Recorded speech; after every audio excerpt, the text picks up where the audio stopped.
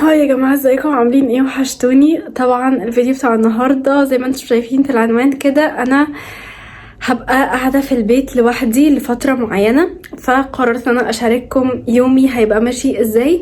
طبعا اتمنى ان انتوا تتقبلوني بحالتي النفسيه اللي مش متظبطه دي. انا فعلا ما بقتش ابطل عياط، انا مش عارفه ليه، بس الفتره دي انا مضغوطه جدا جدا وبحاول ان انا اطلع نفسي من المود باي حاجه. فقلت ان انا لما اطلع واشارككم يومي وتدعولي ودعواتكم ليا في امتحاناتي وفي حياتي بجد، عشان انا حياتي متلخبطه جدا الفتره دي.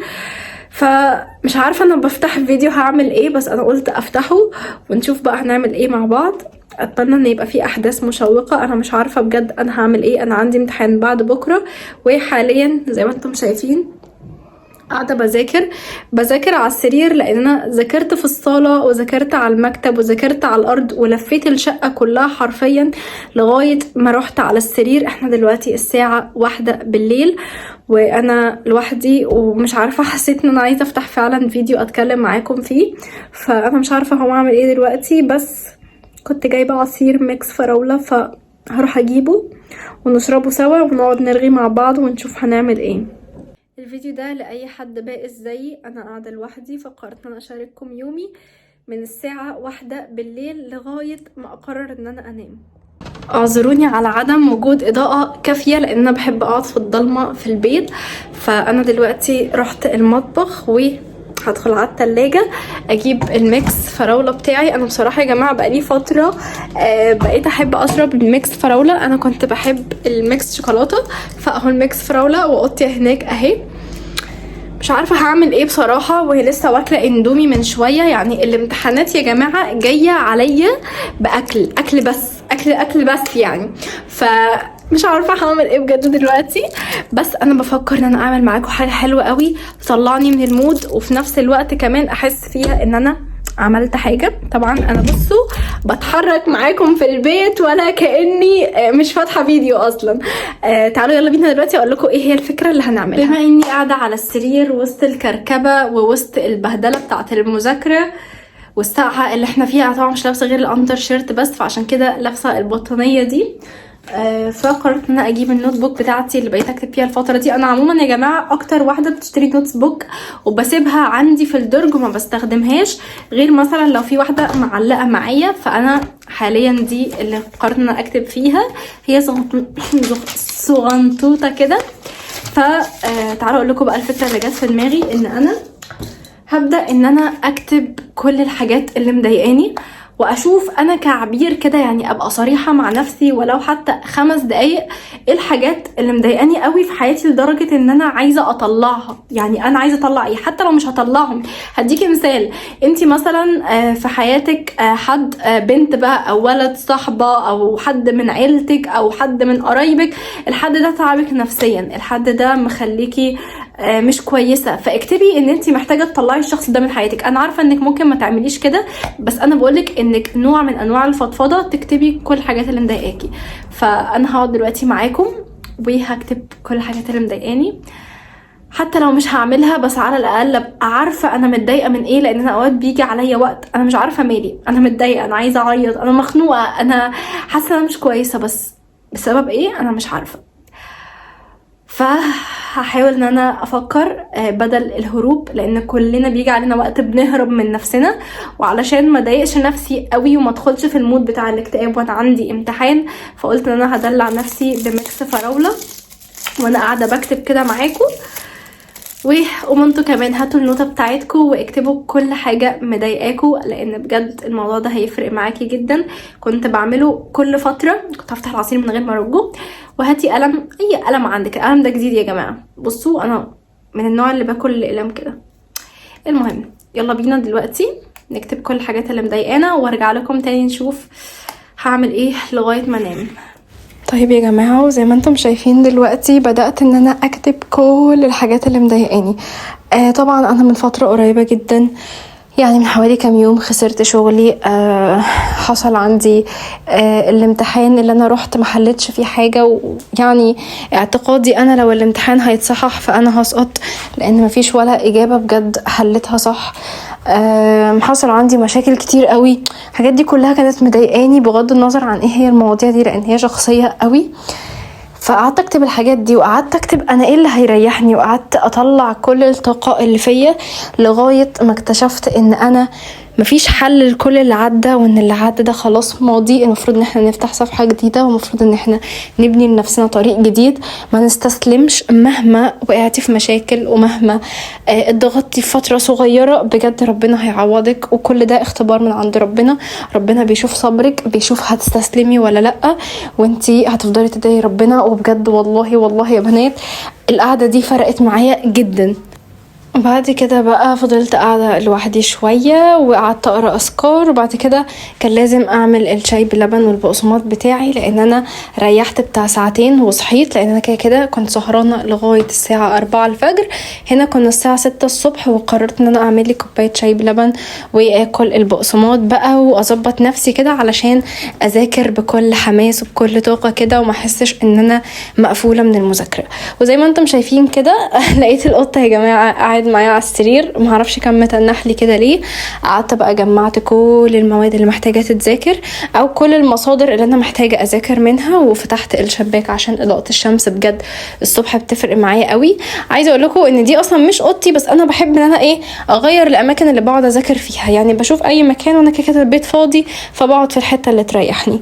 وزي ما انتم شايفين كده دلوقتي هروح ان انا اوريكم منظر اوضتي انا ليه مش بذاكر فيها، عشان الكركبة دي يا جماعة. شايفين الكركبة دي؟ انا كنت بالليل بعد ما صورت الحته بتاعه ان انا بكتب الحاجات اللي مضايقاني، كان في كركبه كتير قوي وما شلتهاش، عشان انا عارفه ان انا هرجع اذاكر تاني. الكركبه دي بجد نفسيتي، انا عمري ما كنت كده يا جماعه غير لما نفسيتي بتبقى وحشه. عمري ما كنتش بني ادم فوضوي غير بالشكل ده. بس بجد ادعوا لي، انا مجرد ما اخد بريك من الامتحانات، يعني انا عندي بريك حوالي 9 ايام بعد الامتحان التاني، فاوعدكم ان انا هعمل لكم فيديو فيه تنظيف وترويق الاوضه، وهتشوفوا انا هعمل ايه في اوضتي.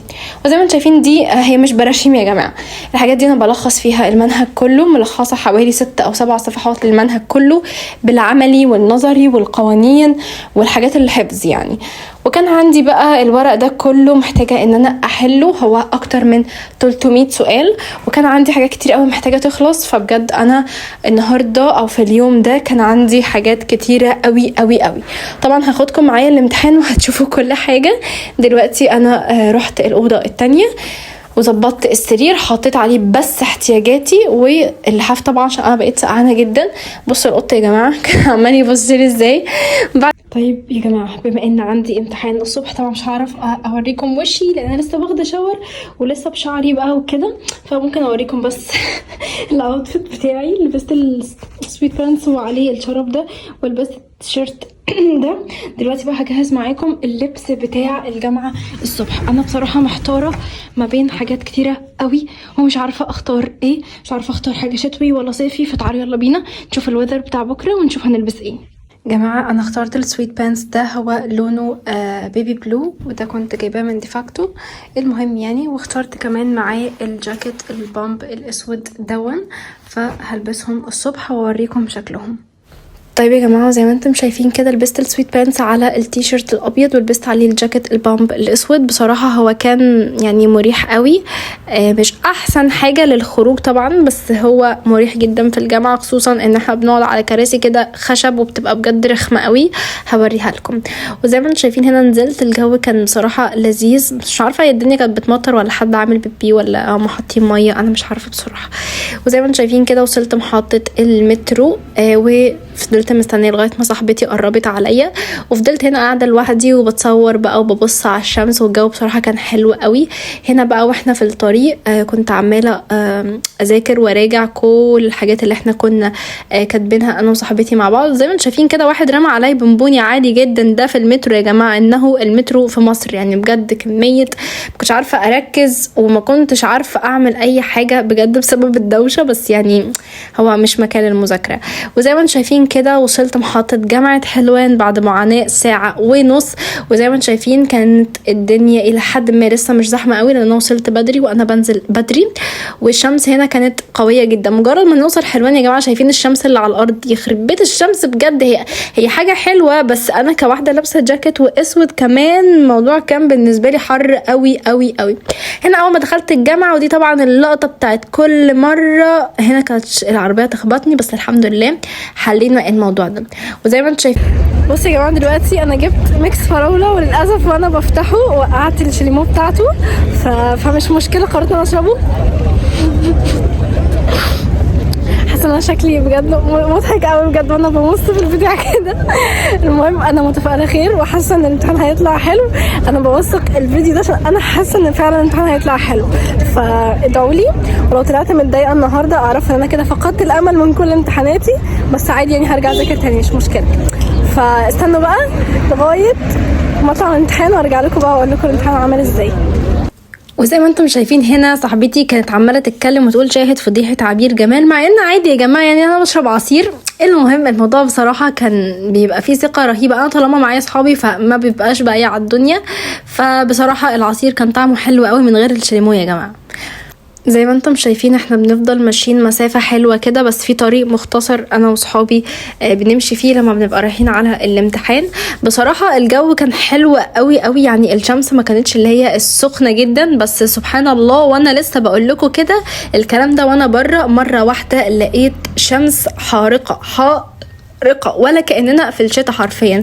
وهنا واحنا بقى طالعين اول ما خلصت الامتحان الحمد لله يا جماعه الامتحان كان حلو، مش اللي هو احسن حاجه بس طبعا مقارنه بالامتحان اللي قبله كان حلو قوي قوي قوي. وطبعا زي ما انتم شايفين كده كنت مستنيه صاحبتي عماله ادور عليها يا جماعه وسط الناس دي كلها، انتم متخيلين. بعد كده رحت جبت الملازم بتاعه المواد الباقيه اللي عندي من حلوان. طبعا ركبت من جامعه حلوان لحلوان، وزي ما انتم شايفين هنا كنت في المترو راجعه البيت. بس طبعا الموضوع مش هيقف عند كده، لازم تعبت في الطريق زي ما انتم شايفين كده، وما كنتش قادره وفضلت نايمه الطريق كله. كنت مهبطه جدا وحاسه ان معدتي قلبه، وكنت حاسه بوجع الدنيا كله. انا مش عارفه بجد ده بسبب ان احنا ما بنبقاش نايمين كويس، ولا بسبب الضغط، ولا بسبب ايه. فانا نفسي حد يقول لي حل للموضوع ده في عز ما انا بكون مبسوطه مره واحده بتعب. طيب يا جماعة ودلوقتي انا روحت البيت والحمد لله النهاردة الامتحان كان حلو. حليت كويس. بصراحة مش هنكر ان كان في شوية صعوبة، بس الى حد ما يعني تعبي ما راحش على الارض. كل اللي انا يعتبر تعبت فيه الحمد لله لقيته. الامتحان كان جاي طويل وفي اجزاء كتير من المنهج. الامتحان كان 80 سؤال، فبالنسبة لي يعني من ال 80 سؤال دول سيز فرنش 60 سؤال كده كانوا ماشيين معايا بسرعة، وكان في شوية كده تريكات او حاجات انا مش فاكراها كويس او كده، بس الحمد لله طبعا هننسى كل اللي حصل في الامتحان الاول ونبدأ بداية جديدة من اول الامتحان التاني، لان هو ده اللي انا متعودة عليه كعبير، ان انا بذاكر وبروح بلاقي اللي انا ذاكرته، او بلاقي تعبي ما راحش على الارض يعني، فاهمين؟ فالحمد لله على كده. دلوقتي بقى انا عندي امتحان تاني بس كمان 10 ايام دي بقى عندنا حاجات كتير قوي ممكن نعملها، فانا هستناكم في الكومنتات تكتبوا لي حابين اعمل ايه الفتره اللي جايه.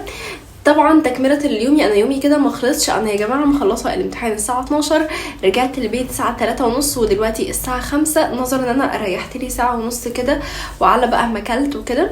فدلوقتي المفروض ان هقوم اعمل حاجه. انا بصراحه يا جماعه قررت ان انا ابدا في مشروع جديد. ايه هو المشروع ده بقى؟ انا مش حابه اتكلم فيه في الفيديو ده، بس هعمل لكم فيديو مخصوص. مشروع حلو قوي وبجد هحتاج كذا بنوته من المتابعين بتوعي ان هم يبقوا معايا فيه. بس طبعا اهم حاجه ان انت تكوني سنك كبير، يعني مثلا ما لا يقل عن من 18-19 سنه كده فيما فوق. دي اول حاجه. تاني حاجه ان انت لازم تكوني معاكي اصلا مبلغ مادي حابه انك انت تبداي بيه مشروع، يعني ما تبقيش جايه على الصفر خالص. ده طبعا عشان خاطر انتي عايزه اي مشروع عموما بيتبدا يعني بيبقى محتاج له راس مال، فانا هبقى محتاجه معايا زي نظام الشركه كده، او مثلا هيبقوا حاجات بسيطه طبعا مش هيبقى بنفس الطريقه بتاعتي، يعني انا هبقى صاحبه المشروع وهبقى محتاجه كذا بنوته معايا. طب ايه هو بقى المشروع ده يا عبير؟ هتكلم معاكم في فيديو عنه كامل جدا، وهديكم الفكره برضو لو انتوا حابين تعملوها، لعل وعسى ان انا ابقى فتحت لحد باب رزق لبيته. وبجد الموضوع ده انا متفائله منه خير جدا. بس هو عشان الكلام كتير قوي فاحنا مش هندخل كذا فيديو في بعض، عشان انا فعلا مبقاش عارفه اعمل لكم العنوان بتاع الفيديو ايه، علشان يعني اوضح لكم ايه المحتوى اللي جوه الفيديو. فهنسيب فيديو خاص خالص بالشغل والمشروع بتاعنا في فيديو لوحده. اهم حاجه ان احنا عايزين الفيديو ده يا جماعه شير كتير، لايكات كتير يا جماعه. الكومنتس بتاعتكم بتفرق جدا في الريتش بتاع الفيديو، فعايزين بقى نخلي الفيديو ده دلوقتي بقى المغرب اذن، فهقوم اصلي المغرب وبعد كده اشوف هعمل ايه. بصراحه مش عارفه هعمل ايه النهارده، بس انا النهارده بفكر ان اخليه يوم راحه بجد للتعب اللي الواحد كان فيه في الامتحانات اللي فاتت. جماعه بعد ما خلصت صلاه الحمد لله اكتشفت ان انا خارجه بكره، فقررت ان انا اجهز الهدوم بقى والليله دي كلها. بس انا محتاجه اعمل تنظيف بشره ومحتاجه ان انا اظبط نفسي ومحتاجه اعمل حاجات كتير قوي. فقررت ان انا اخلي لكم فيديو كامل لتظبيط يعني منظري بقى وهيكلي ولبسي والميك اب بتاعي والسكين كير اللي هعمله قبل ما بخرج او قبل ما بيبقى عندي خروجه مهمه. فاستنوا بقى الفيديو اللي جاي هعمل لكم فيه اليوم بتاعي كله، مش اليوم بتاعي كله يعني، هعمل لكم فيه التجهيزات كلها. وبس كده الفيديو بتاع النهارده يكون خلص. ما تنسوش تحطوا لايك للفيديو وتعملوا شير لاصحابكم وتدخلوا على الانستجرام بتاعي، هتلاقوا اللينك في الديسكريبشن بوكس. وبس كده يلا باي.